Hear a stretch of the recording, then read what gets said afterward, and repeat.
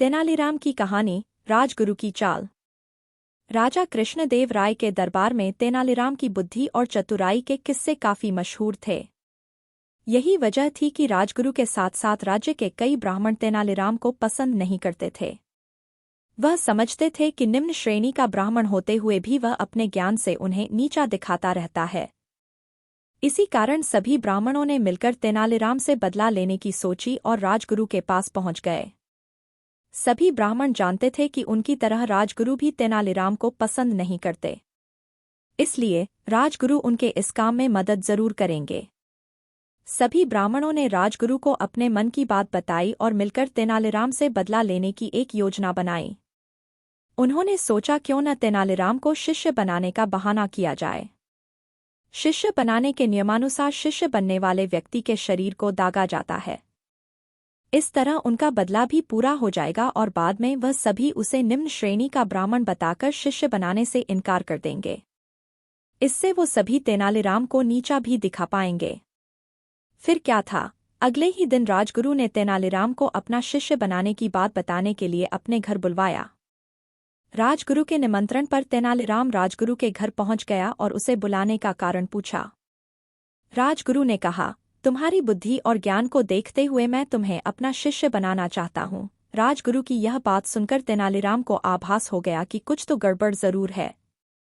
उसने राजगुरु से पूछा, आप मुझे शिष्य कब बनाएंगे? राजगुरु ने कहा, मंगलवार का दिन इस शुभ काम के लिए सही रहेगा। राजगुरु ने नए कपड़े देते हुए कहा, तेनालीराम मंगलवार को तुम यह नए कपड़े पहनकर आना, तब मैं तुम्हें अपना शिष्य बना लूंगा और साथ ही तुम्हें 100 सोने के सिक्के भी दिए जाएंगे।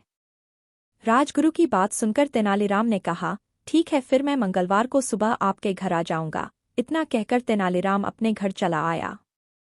राजगुरु को तेनालीराम ने बिल्कुल भी आभास नहीं होने दिया कि उसे उनकी बात पर कुछ संदेह हो रहा है।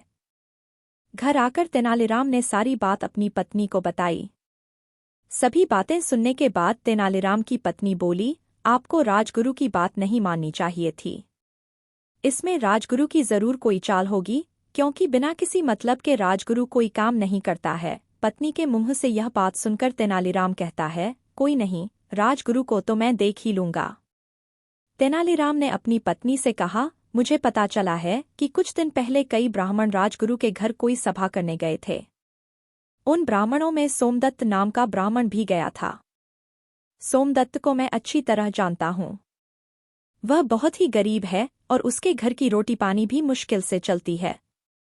ऐसे में अगर मैं उसे कुछ सोने के सिक्के दूंगा तो संभव है कि वह मुझे उस सभा में हुई सभी बातें बता देगा और मैं जान पाऊंगा कि आखिर राजगुरु के दिमाग में क्या चल रहा है। इतना कहते हुए तेनालीराम उठकर सोमदत्त के घर चला जाता है। सोमदत्त के हाथों में 10 सोने के सिक्के रखते हुए तेनालीराम उस सभा में हुई सभी बातों के बारे में बताने को कहता है। पहले तो सोमदत्त कुछ भी बताने को तैयार नहीं होता, लेकिन कुछ देर मनाने के बाद वह 15 सोने के सिक्कों के बदले सब कुछ बताने को तैयार हो जाता है। राजगुरु द्वारा तैयार की गई उससे बदला लेने की पूरी योजना जानने के बाद तेनालीराम राजगुरु को सबक सिखाने के लिए विचार करने लगता है।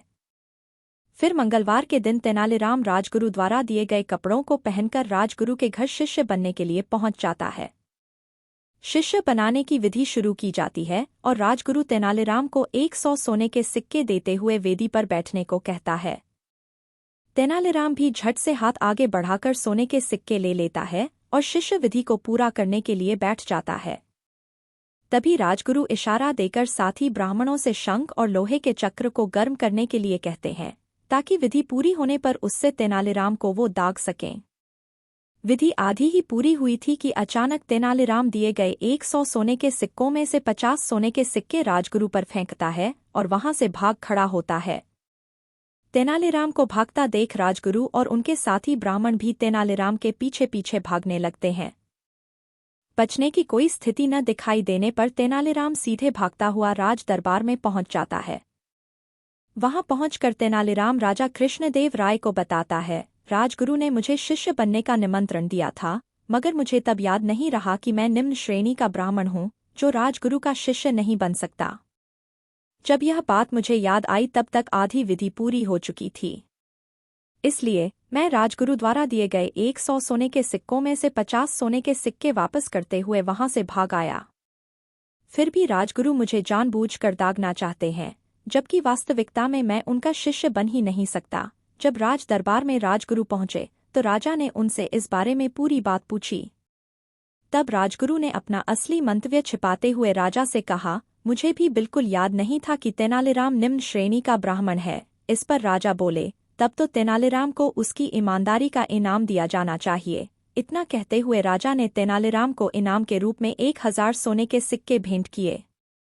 कहानी से सीख। यह कहानी हमें सीख देती है कि दिमाग का इस्तेमाल करके बड़ी से बड़ी समस्या को आसानी से हल किया जा सकता है।